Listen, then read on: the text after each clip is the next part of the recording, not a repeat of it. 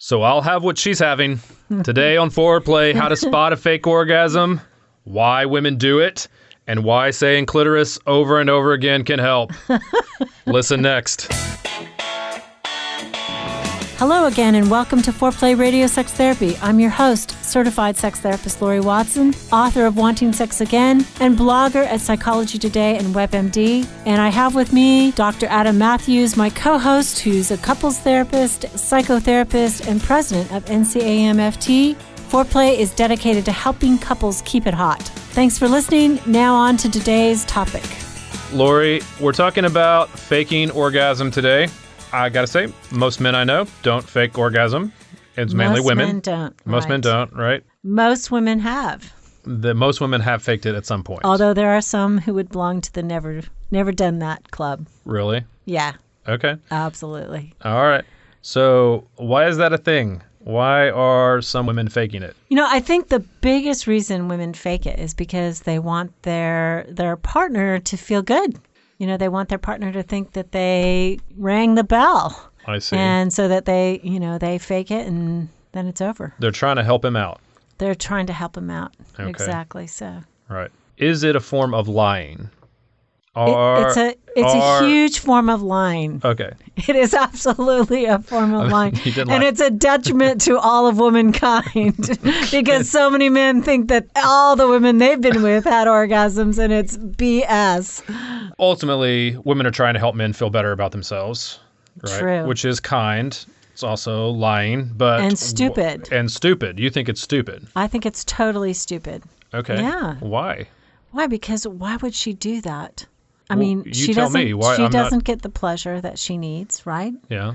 It reinforces for the male that, you know, this way of making love is pleasurable for her. And I mean, it's a problem because it's self-reinforcing.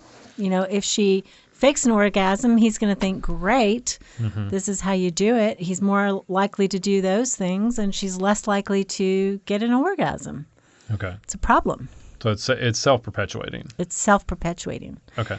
Are there ways that men can actually tell if she's faking it? Sure. Okay. So the number one way he can tell if she's faking it is if he didn't participate in any foreplay. Okay. You know, so if she didn't get any foreplay and she's having a wild orgasm, she's probably faking it. So if he just dove right in, oh yeah, and she's acting like it's the best thing ever, right? She's probably lying. Faking it. Yeah. Okay. Yeah, exactly. Okay. You know, because women, as we've talked about over and over, you know, they can't reach orgasm without clitoral stimulation. So if they're just having intercourse, you know, odds are, yeah, she's not there. Okay. She's not there. Our intern is shaking her head. Right. That's right. Okay. So after a real orgasm, a woman can't stand for her clitoris to be touched. It's too sensitive. So if she still can sort of take foreplay at that point, she probably didn't get to orgasm. So no foreplay, and afterwards she can't stand for her clitoris to be touched, or then it didn't happen. It didn't happen. Okay. Most likely. Because most likely, you know, she rarely comes with penis and vagina sex. And if he lasts longer and longer and longer, you know, because he's thinking that's how she's going to climax, that might be a reason she fakes it there too, because she thinks... To get him to stop. To get him to stop. Basically, she's like, that's enough. Right. Most men on average, right, thrust for about 8 minutes. You know, but porn and other influences show men thrusting for like 20 minutes, and that's going to wear out even young women. Or hours. Or, oh my heavens, yes, right. Yeah. Too much. Okay, so... Too much of a good thing. Right. He's just thinking that lasting longer and longer is helpful. But that's not the case. Right, because his understanding says that women are going to climax, you know, that his partner is going to climax if he just lasts long enough and keeps going. Yeah. So what you're really talking about is that it kind of builds on itself, right? That if there's no foreplay, he's not stimulating her clitoris.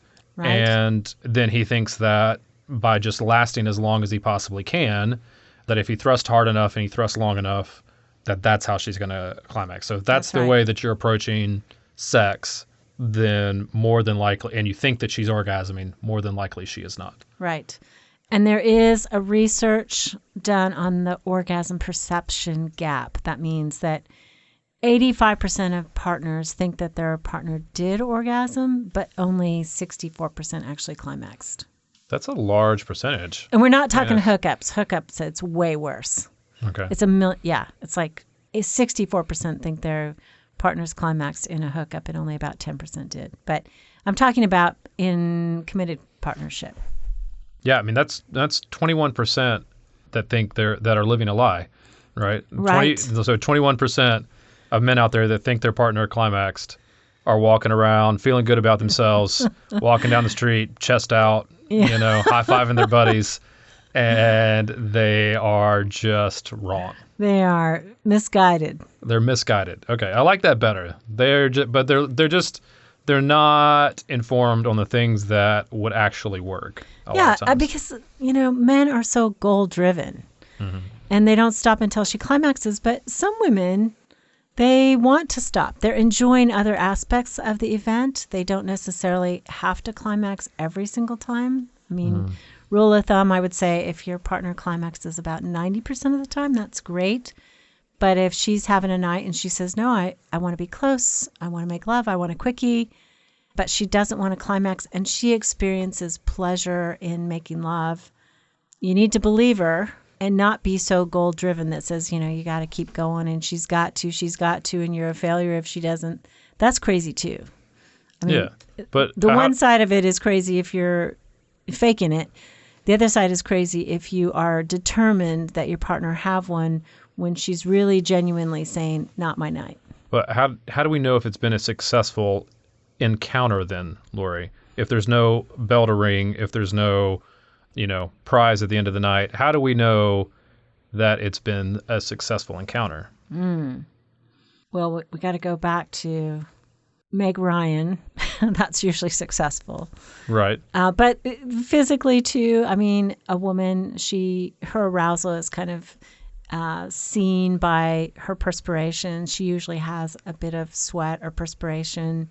She's breathing faster. Her pulse is elevated. Her blood pressure is up. Not that you're going to get out the cup. I was just about to say. We need to, after everything's going, we're smoking a cigarette and getting out blood pressure cuffs. Because then you need a before and an after for comparison. Right. Right. All right. No. Blood. But again, and she's too sensitive to be touched further. That's a really good sign. Yeah. And it would be helpful if women and men knew as much about a clitoris as men know about their own penises. A lot of women don't know, right? They think they're failing too because they can't reach orgasm with intercourse. And she needs to know, She needs to know how it really works. But don't you think it would be helpful if the woman that is faking it would actually express what she needs to the man that is trying to give it to her? Yes. Okay. That would be so amazing. I mean, I feel like that would be helpful. It would so be helpful because he wants to ring that bell. Most of the time he does. Most of the time he does. Absolutely. No. But women, they don't have language for how to express this. There isn't language to describe the different types of touches that they like. Mm-hmm. I often tell women, please show and tell. Please show him what you really like if you can't describe it. But that makes women even shyer to think about doing that. And so how do you get across to your partner what you want? I don't think you should leave it up to him to discover. I think you should help. Maybe that includes just your hands on his hands to help guide him with pressure and rhythm and speed and placement. Right. That would be good. Okay, so let's come back and talk about how to help her have an orgasm. I'm excited to have a new sponsor. I want to tell you guys about this cool new app, Audible Escape, that has unlimited love stories to help you get in the mood. They've got some sweet and really sexy stuff too. Love stories have that ability to just whisk you away no matter where you are, whether you're driving home from work or running errands or doing chores. All that can just fade into the background when you're listening to the happily ever after.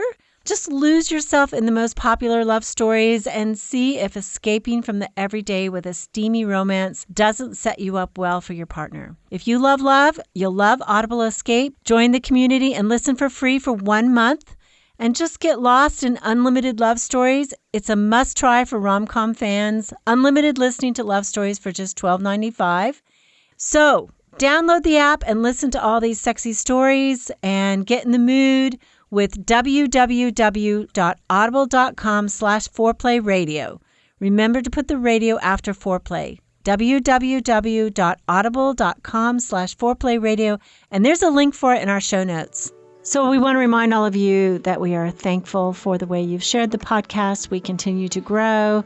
It is our greatest honor when you share with a friend the work that we're doing in trying to help people so that they can make positive changes and strengthen their marriages and their partnerships. We would like to invite you to our retreat in November. loveandsex360.com is where you find us. And I think the last thing we'd like to say is both of us are doing intensives. So if you would like to work with us, let us know and call our centers. You can find us at foreplayradiosextherapy.com. And if you like what we're doing and want to help support us, we'd love for you to rate and review us on iTunes. So thanks for listening.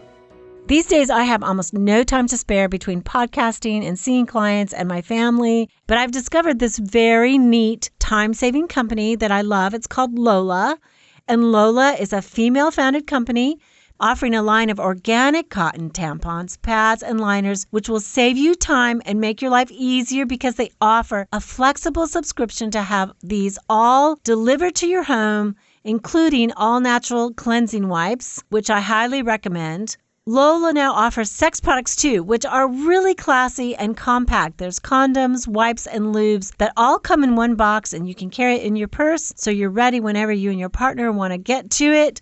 Not only that, but they offer sex products like ultra-thin lubricated condoms that are made from natural rubber latex and long-lasting lubricants that mimic feminine moisture and maintain a healthy pH. Getting these items delivered right to my door has saved me so much hassle every month.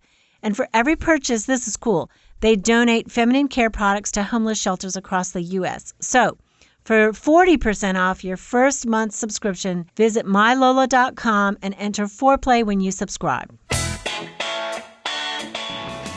So before we go any further, I just want to say, hey, thanks y'all for voting for us for the People's Choice Podcast Awards. I think we are slated under health for the 14th annual award ceremony, and I don't think at this point you can vote. I think this is up to the experts. I believe they poll a certain group of people to do the voting, but because of you, we've been nominated, and so we are grateful. Thank you, everybody. So much. We're one of 10, it looks like. That's great. Yeah. So let's say, Laurie, that I'm a guy, because I am. Mm-hmm.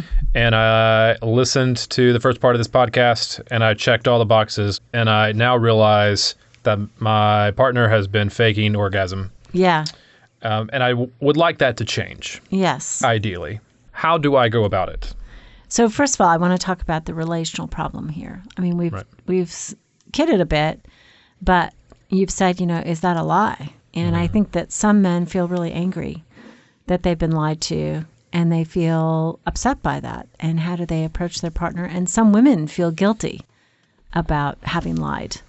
So what I tell women is, tell your partner that you have a better way of what would really help you to reach orgasm, and bring in more suggestions. And what I tell men is, it's really a problematic thing, and it's not necessarily his fault.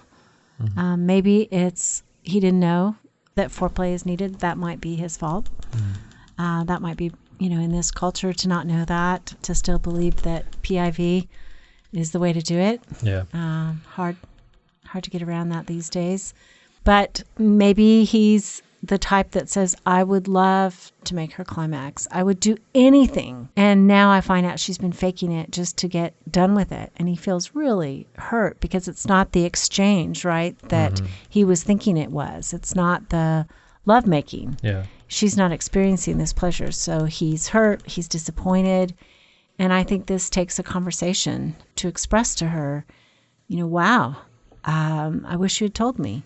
Yeah. This was so important to me for you to have this experience too, or for you to have a regular experience of orgasm. Right. And I'm not sure what it is between us that you couldn't tell me. Yeah, and I do think I understand the hurt, and I think it's right to express it like you're talking about. that it's hurtful. But I also think it's important for him not to take it personally and to recognize that there is, I was joking as well, talking about it a little bit, but I do think that there is her wanting him to feel good about their sexual experience. There's a positive in that, even though I wish she would do it differently. And so I think not taking it personally would be very helpful for him as well, as much as he possibly can, and for it to be more of an approach of, listen, I want this to happen for you for real. I don't want you to have to fake it. I want you to be able to be honest with me, and let's talk about how that can happen. Yeah, I think too that, if he's a sexual pursuer and he's always wanting to improve things and he's always critical of what didn't happen, that can lead to her, wanting to shut him up, to make him stop pestering her with, was it good? Yeah. How could it have been better? And that can kind of lead to this pressure of, I want him to feel like it was a successful event. So since I'm not really aroused and I'm not there, but he's going to, feel hurt or angry, worse, because sometimes sexual pursuers get angry when the experience is not as great as they think it ought to be. She can fake it. So there is dynamics involved that create this problem, and that I think needs help for them to figure it out so that they can have good, successful sex. Well, I think the sexual pursuer, in that case, if he's the sexual pursuer, more than likely he's not creating space to be able to actually listen to what she needs to be able to have an orgasm, right? Because I think sexual pursuers a lot of times think that they're listening or think that they are asking questions when really they are making demands or they're making statements. And so and they're talking so much or they're making requests so often that there is just no space for the sexual distancer to then be able to actually insert their opinion and to actually be assertive about what they want. And then you combine that with the fact that, as we were talking about in the first half, that she may not have language for it, right? And so there's this gap that's occurring because as he begins to try to talk about it and talk about it and talk about it, she may have to take some time to actually think about what it is she needs to say and to find that language.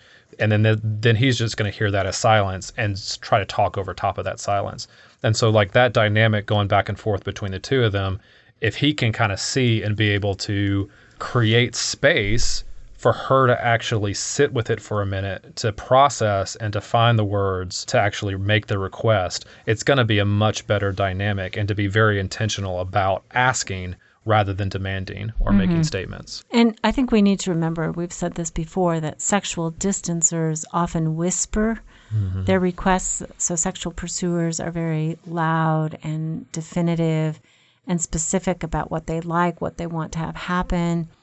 And a sexual distancer may have said it once, 3 years ago, and thinks, well, my pursuing partner didn't listen, didn't hear it, didn't want to do it. So they don't care about me enough to do it, right? I mean, that's what they tell themselves. They go down this rabbit hole of saying, I guess they don't want to do this for me, or they don't like that. If they had liked that and listened to me, they would be doing it already. And the sexual pursuer in the moment of passion completely forgot and, wasn't told the next time and just thought, oh, it was just a one-off. Doesn't realize how central this is to the sexual distancing partner's arousal. So, I mean, things can get really screwed up here, and that can be part of why a woman fakes it. So it's not just a simple lie, it's a complex relational problem. Absolutely. Yeah. And so getting those dynamics right is going to create a lot of space for them to be able to enter into conversations that are important for her not to be able to not to have to fake it, for it to be genuine, for it to be real. So what are some of those things when that space gets created, when they address the dynamic, what would you have them to actually start to talk about? So I would tell women that they need to use their own muscle tension. I mean, there's this sense that women need to just relax in order to have an orgasm and let go. And certainly letting go is being uninhibited, but it isn't necessarily letting go of all tension. So sometimes squeezing their buttocks, maybe squeezing their Kegel muscles, it doesn't make for a better orgasm, but it creates this sense of tension, and that's different in terms of the way they feel touch happening. Yeah. So that can be a really good way. That's something that they should do. That's something that they should do. Yeah. Also telling themselves, I can take as long as I want. Most partners are pretty patient. I think the sexiest thing a man can say to a woman is, take as long as you want, baby. Yeah. I think that's really sexy. And, he's willing to be patient and not looking at his wristwatch, wondering when he can go watch the game. That would be good. I think the third thing that women should do is focus on their sensation, not on their partner's pressure to reach orgasm. Just asking herself, does this feel good? Does this feel nice? If it does, then she can go forward. She should have more of it. If it stops feeling nice or she slides down the mountain too far and she's like, I'm not there, I'm not going to be there, then I think she could signal that to her partner. But I also think for women, they think they slide down the mountain more frequently than they actually do. They more than likely reach what's called a plateau. So they're not gaining in arousal, so they feel like nothing's happening. But they're actually very high in arousal. So it's kind of tricky. Okay. So that's the things that they can do during sex. Mm-hmm. What about in the conversation? What are the questions that they can ask or their partner can ask to kind of help understand because we talked about languaging and what women need to either know or have language for to be able to tell their partner how to touch them and what would help them orgasm. So men need to be able to ask their partner, what kind of pressure do you like? Do you like being touched very lightly, or is it medium or hard pressure? And just get a sense of, maybe one or two answers. And again, the problem with it is that it may differ during different stages of arousal. So when she's first getting aroused, she may like one thing, and then later on she wants another thing. That's why communication is so important. Or he might say something like, what shape or style of motion do you like? Do you like it side to side? Do you like it up and down, diagonal? Do you want an oval or a triangles, octagons, the alphabet, all that kind of stuff. Parallelogram. Does she want him to pulse in one spot, pushing in and out, or what does she like in terms of motion? That would be helpful for him to know. Also, I think maybe asking her, where does she like to be touched on her vulva? Some people colloquially say the vagina, which it's not. It's the vulva. But she may want to be touched directly on her clitoris, but that may be way too intense, especially early on. So maybe around the clitoris, like the labia, maybe avoiding touching the clitoris altogether, or maybe tiny, tiny touches on the glands of the clitoris. It would be very helpful if she guided him with this, as I've said 16 times. And I'm speaking to you, woman out there. Listen to me. Tell him. But also asking him, what type of touch do you want? Do you want oral sex? Do you want manual stimulation? Do you want intercourse? What turns you on? And I think if she could say the word clitoris out loud 3 times, and click her heels, of course, that would really help. And spin around. Spinning around, yeah. But saying the word clitoris. Why does that help? Well, it is like that is the center of where she feels sexual pleasure. And so many people don't know that. They don't know that. They don't talk about it. Do you know clitoris is like the least said word on the radio? I mean, they say penis all day long, but clitoris, which is analogous to the penis, just sounds like dirty or something. Right. So how can people talk about it? Getting used to saying the word focuses you in on actually being able to instruct. Being able to talk about it. And so everybody, so say it with me. Clitoris, clitoris, clitoris. Okay. There's no place like clitoris. Like clitoris. See y'all. You can now call in your questions to the Foreplay question voicemail. Dial 833-MY-4PLAY. That's 833-4-PLAY. And we'll use the questions for our mailbag episodes. Hey, help us stay on top here at Foreplay. We'd love it if you would subscribe and share it with your friends. And please take 1 sec and rate and review us. Thanks so much. All content is for entertainment purposes only and should not be considered as a substitute for therapy by a licensed clinician or as medical advice from a doctor.